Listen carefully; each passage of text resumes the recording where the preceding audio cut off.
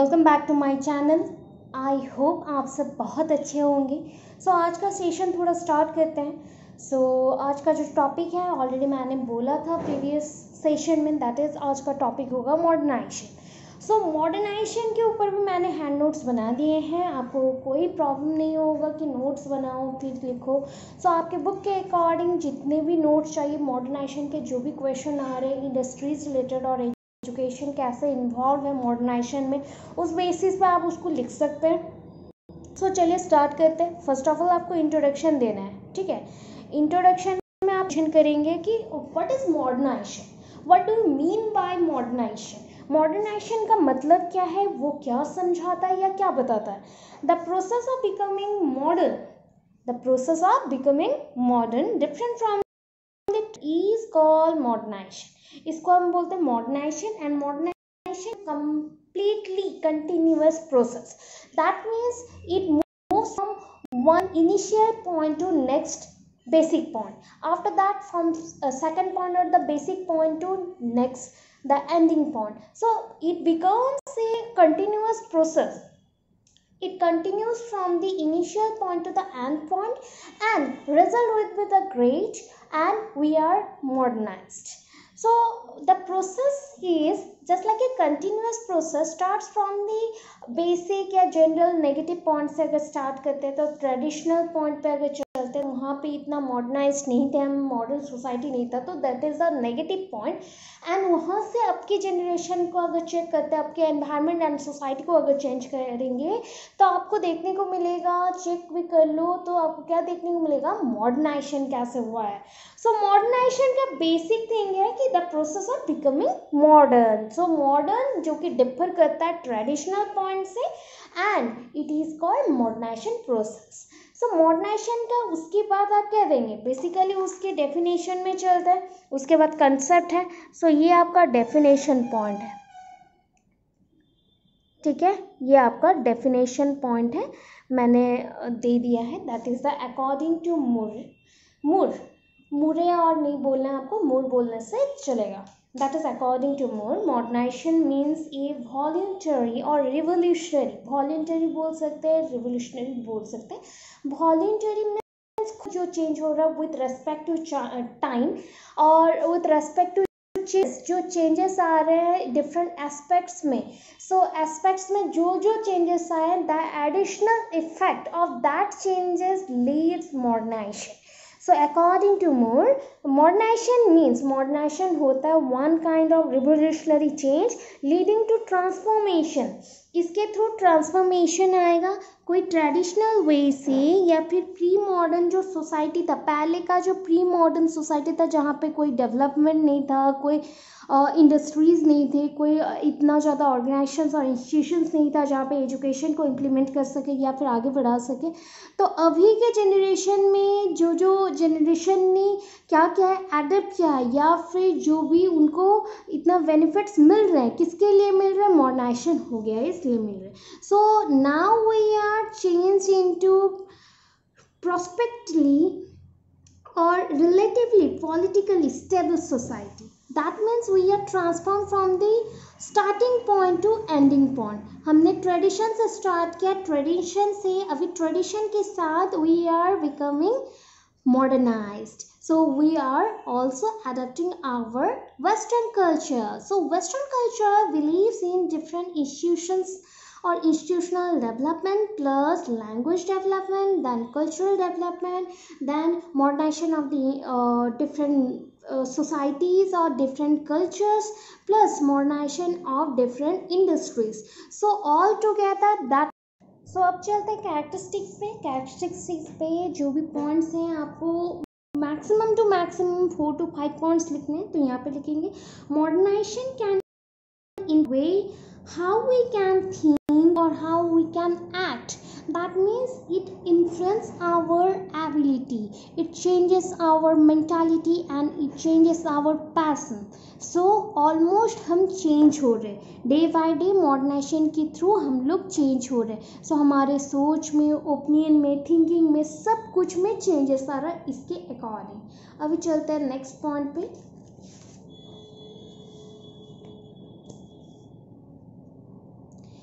Modernisation is not a process of limitating, ये one kind of limit में रखना या फिर एंडिंग पॉइंट में आ जाना या फिर ये प्रोग्रेसिव और नहीं होगा, ऐसे नहीं बोले। हमने बोला कि ये एंडिंग कैसा है, मॉडर्नाइजेशन जहाँ पे हो गया इसके बाद स्टेबल वे में प्रोग्रेसिव करेंगे, दैट मीन्स वो उसको हमने एंडिंग बोला।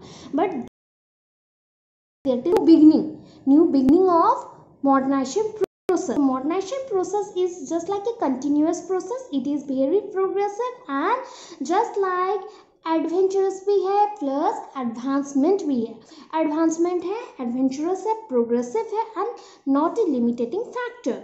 Modernisation is dependent on dynamic and progressive ways and practical system. That means it is also based on the practical basis or learning by doing, how we experience from doing things. That means whenever we do anything or whenever we perform anything, so we learn, we must learn from it. So how we learn, that must be enjoyed by ourselves and furtherly it is useful in our different life aspects or life real time situations. So that modernization is depend on dynamic and progressive ways and how we implement the practical system. So modernization is dependent on dynamic and voluntary changes. That means modernization के through बहुत सारे changes आते हैं, dynamic roles हम लोग play करते हैं, modern society भी डायनेमिक रोल्स प्ले करता है, यहाँ पे कोई भी डिस्क्रिमिनेशन नहीं होता on the basis of their caste, creed और etcetera. So we must use that roles in different aspects of your life or aspects our life, so that modernization is dependent on dynamic and voluntary changes. That means it is not involuntary. That means involuntary बोले तो इसको हम लोग control करेंगे या नहीं करेंगे उसके ऊपर आ जाते हैं हम लोग, तो यहाँ पे हम लोग इसको कंट्रोल करते हैं।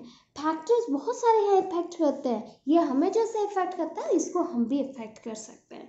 उसके बाद चलता था effect of modernization can be good. So जो इसका इफेक्ट है ऑलवेज क्या होना चाहिए, गुड होना चाहिए। It also can be adverse, कभी कभी बहुत ख़राब भी हो सकता है। दैट मीन्स नेगेटिव इफेक्ट भी है, इम्पैक्ट भी है, पॉजिटिव इम्पैक्ट भी है। देन अभी कंसेप्ट में चलता है, then concept is so the process of modernization is viewed as a one time historical process. ये बहुत ज़्यादा हम लोग क्या थिंक करते हैं हिस्टोरिकल प्रोसेस है, बिकॉज ये स्टार्टिंग अभी अगर हम लोग एंशिएंट पीरियड में चले तो वो मॉडर्नाइज्ड ईरा था, बट अभी के टाइम पीरियड को हम लोग मॉडर्नाइज्ड ईरा बोल रहे हैं। सो ये कैसे हुआ, उस टाइम में जो लोग रहते थे उस टाइम उनका जो हिस्ट्री था, पहले का टाइम्स था या फिर पहले का जो चीज़ें थे उनको वो क्या बोलते थे, वो थे pre modernised Ira.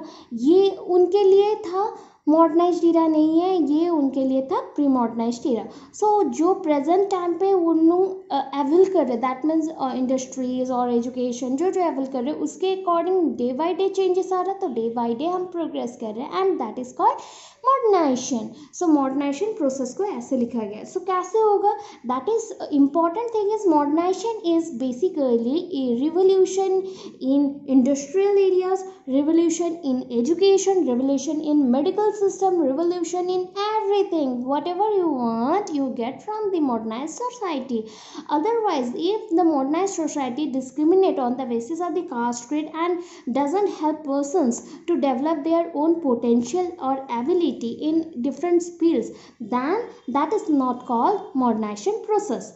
Modernization process is just like a continuous and the progressive process. It helps the society in every way to stable or to maintain their status in everywhere equally. Otherwise it is not a modernized society. Okay, so modernization is a historical inescapable. That means ये social change आता ही है, यहाँ पे आप नहीं रोक सकते कि सोशल चेंज नहीं होगा, कल्चरल चेंज नहीं होगा, एजुकेशन में चेंज नहीं होगा, सब कुछ स्टेबल रहेगा, ये हो ही नहीं सकता। कुछ ना कुछ चेंजेस आते हैं and that is called modernization process. So every way में थ्रू आउट द लाइफ जो भी चेंजेस आपने देखा that is leads to modernization. So that modernization एक बेसिक कंसेप्ट नहीं, सबसे इम्पॉर्टेंट कंसेप्ट है. सो हम अगर बोलेंगे यहाँ पे देखिए, सो फर्स्ट ऑफ ऑल ना क्या हो गया, कमर्शियलाइजेशन जो प्रोसेस स्टार्ट हुआ तो ये किसके थ्रू हो सकता है, इंडस्ट्रियलाइजेशन के थ्रू हो सकता है, because production and growth rate के ऊपर ही डिपेंड करता है कि मॉडर्नाइजेशन कैसे आएगा. उसके ऊपर ये फर्स्ट ऑफ ऑल स्टार्ट हुआ था फ्रांस से. सो इसको हमने अगर इंक्लूड कर दिया सो इंडस्ट्रियलाइजेशन प्रोसेस और भी ज़्यादा बिल्डअप हो जाए एंड विच लीड्स टू और which depends on the high progressive rate of the society and growth of industries and modernity. इतना करता जहाँ पे एजुकेटेड पर्सन्स होंगे, लोगों के अंदर ओपिनियंस में थोड़ा बहुत क्या आएगा, सिमिलैरिटीज आएगा, कन्फ्लिक्ट बहुत कम हो जाएंगे, लोग एक दूसरे के साथ अच्छे से बिहेव करेंगे एंड मॉडर्नाइज्ड होंगे.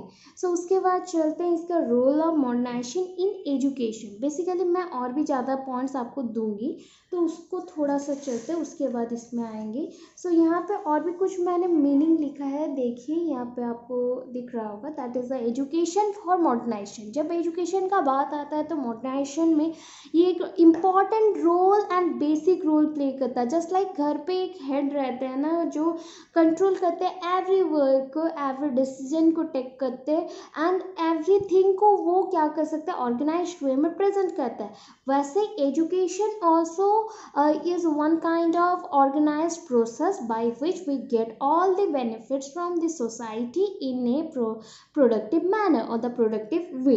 So most powerful sources of this process of modernization is the education, because education leads science and technology evolution.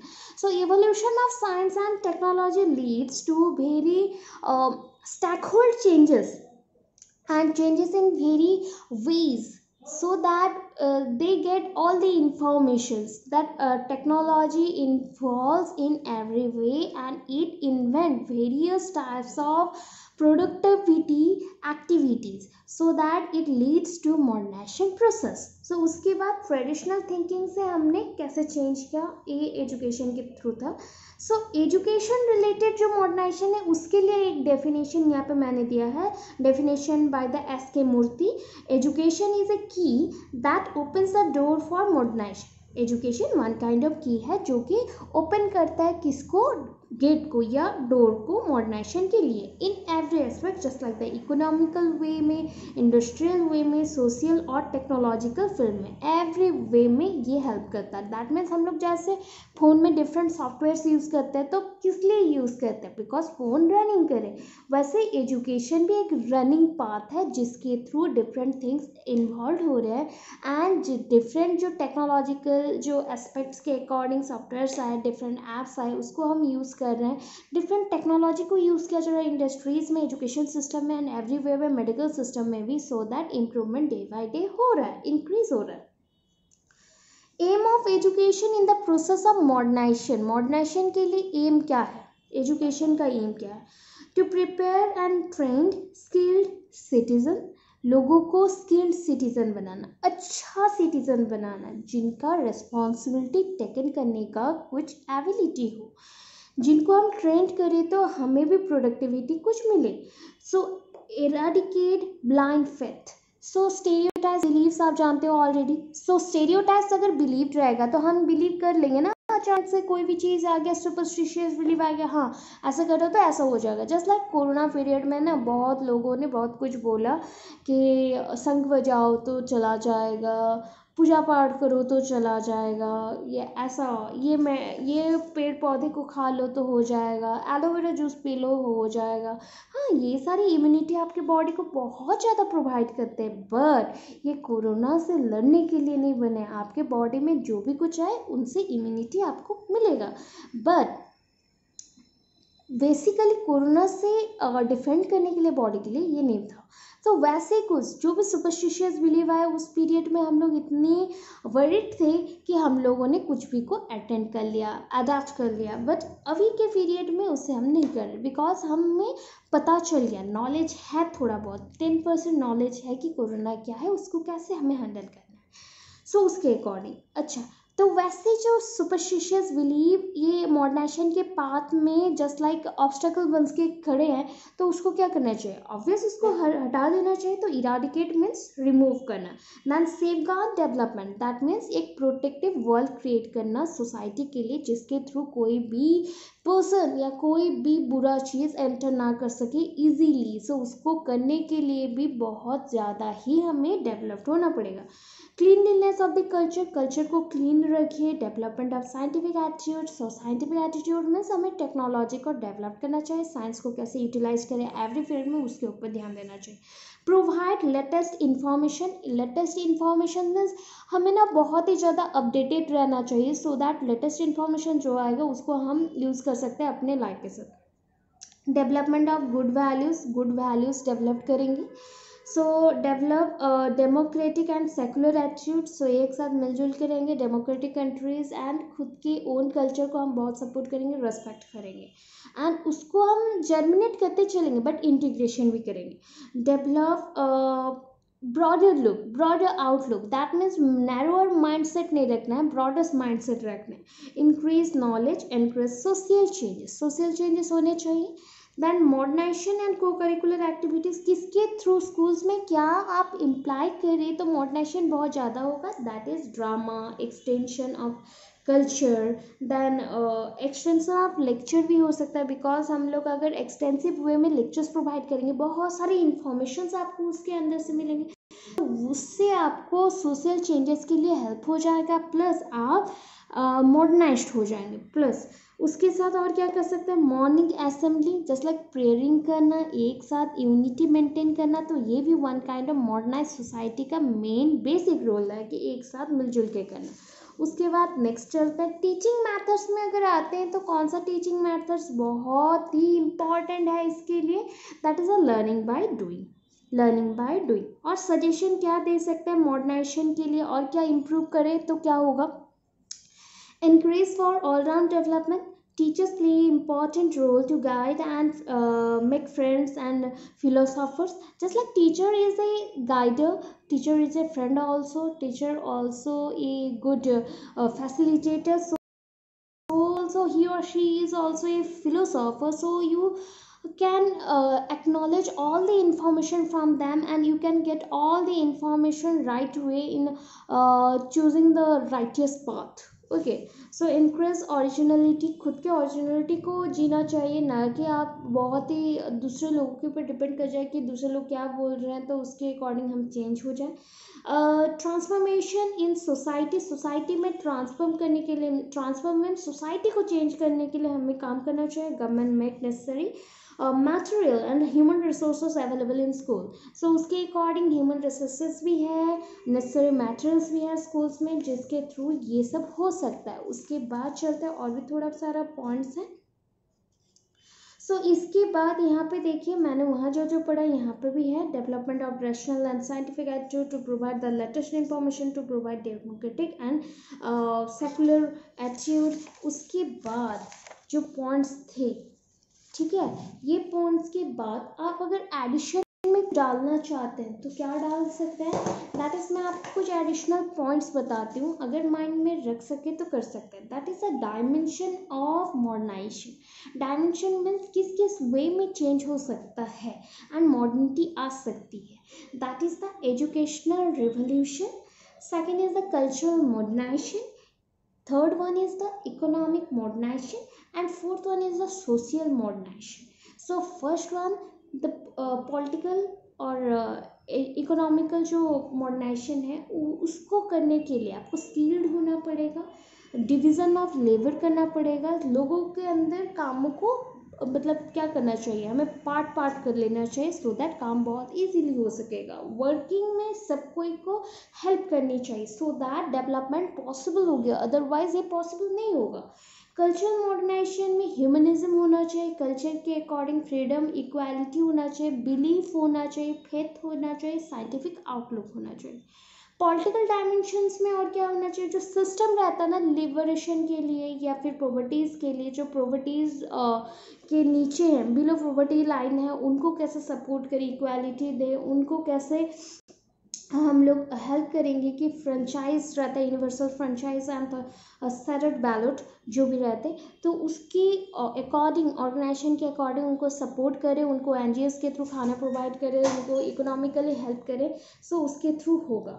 So social modernisation के थ्रू ये सारे तो पॉइंट गए। कल्चरल मॉडर्नाइजेशन के थ्रू भी आपकी जानती है। एजुकेशनल मॉडर्नाइजेशन के थ्रू एजुकेशन में आपको डेवलपमेंट करना पड़ेगा, ग्रो करना पड़ेगा, एंड डेवलपमेंट जिसके थ्रू पॉसिबल हो सकता है, सारा चीज़ करने पड़ेंगे। एंड प्लस सोशल मॉडर्नाइजेशन उसी के थ्रू होगा। दैट मीन्स ऊपर के जितने भी मैंने 4 पॉइंट्स बोले, वो 4 पॉइंट्स को अगर कंबाइन करेंगे तो ये आपको क्या देगा, social modernization with social change and modernity. So ये अल्टीमेटली लीड किया social change and modernization process में, हेल्प किया मॉडर्निटी के लिए। सो इतना ही है। आई होप आप लोगों को समझ आया हो। इतना करने से हो जाएगा। ज़्यादातर इतने में आप लोगों का 4 से 5 पेज 6 पेज हो जाएगा, तो इतना एनफ है। इवन इफ टीटी एग्ज़ाम से घुमा फिरा के एक आध बाई चांस में क्वेश्चन आते हैं, तो ये इंफॉर्मेशन अगर आपको पढ़ा, वन टाइम आपने पढ़ लिया, तो इम्पॉर्टेंट टॉपिक उतना ज़्यादा है कि आपके एग्ज़ाम्स में आएंगे ही। तो ये बेसिकली कुरुक्षेत्र स्टूडेंट के लिए भी आता है, एएनयू स्टूडेंट योगी वर्मन के लिए भी आता है। सो आप लोग प्रिपेयर कर लीजिए। नोट्स मैं टेलीग्राम ग्रुप में दे दूँगी। इफ नहीं समझ आया हो तो कमेंट कर सकते हैं कि और एक बार मैं समझा देने के लिए, तो मैं समझा दूँगी। इफ़ जिन्होंने भी प्रीवियस क्लासेस अटेंड नहीं किए हैं, सो मैं उनको बता देती हूँ कि आपका Lev Vygotsky, that is the socio cultural जो थ्योरी है, एंड पियाजे दैट इज़ कॉग्निटिव डेवलपमेंट, कोलवर का moral development, and Thorndike and Pavlov, इतने सारे थ्योरीज लर्निंग टीचिंग के हो चुके हैं। मोस्ट प्रोबेबली जो लेव वाइगोट्स्की का है सोशियो कल्चरल थ्योरी, एंड पियाजे एंड द कोलवर्ग, ये तीनों जो थ्योरी है, तीनों थ्योरी का मैंने शॉर्टकट वीडियो बनाया था, मतलब शॉर्ट में वीडियो बनाया था 20-25 मिनट का। सो प्लीज़ आप उसको वॉच कर लीजिए, अच्छे से सुन लीजिए, तो आपको समझ आ जाएगा कंसेप्ट। उसके बाद मैं आपको नोट्स प्रोवाइड कर दूँगी टेलीग्राम ग्रुप में। तो उसके बाद में भी अगर नहीं हुआ, दैन हम लोग प्रिपरेशन फिर से लेंगे, फिर से उसको पढ़ेंगे, ठीक है। So thanks for watching. पूरा वीडियो देखा करिए, पूरा पढ़िए, बिकॉज दिसंबर में एग्ज़ाम चांसेस है, बट आपके पास धीरे धीरे टाइम शॉर्टेज होते जाएंगे। मोस्ट प्रोबेबली आपको लग रहे होंगे अभी भी आपके पास 1 मंथ और कुछ दिन बाकी है, बट एग्ज़ाम्स कभी भी हो सकते हैं। सो उसके अंदर बहुत सारे प्रिपरेशन भी है, सीटीईटी भी है, सो उसके लिए भी चलना है, बहुत सारे इंटरव्यूज़ भी आएंगे। सो प्रिपरेशन लेते जाइए। आई होप आज का वीडियो आपको अच्छा लगा, कुछ इन्फॉर्मेशन दे पाया। Thanks for watching. Stay tuned with the next video.